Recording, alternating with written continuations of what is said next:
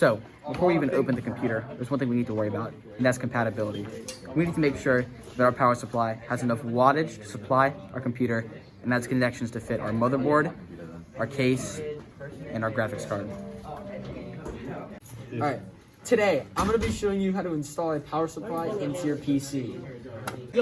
Step 1, you want to remove your side panel. So what you want to do is take your PC and flip it on its side, gently. Then you want to make sure there are no thumb screws here, and if there are, take them out. And then what you want to do is remove the side panel very carefully, like that. Voila.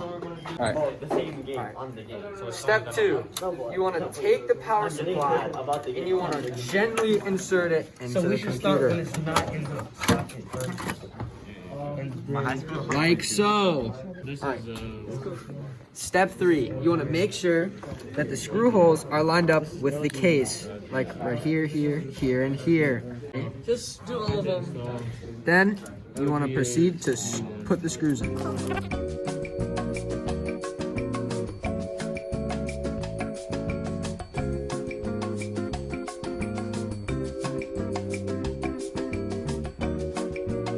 So after hand tightening the screws, you want to go back and use a screwdriver just to make sure that they're completely tightened.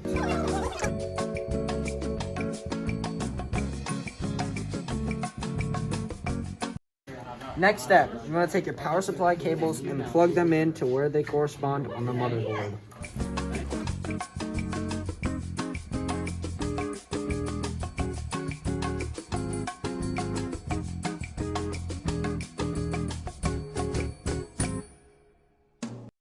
Finally, we're getting close to the end. You want to take your side panel and put it back onto your computer.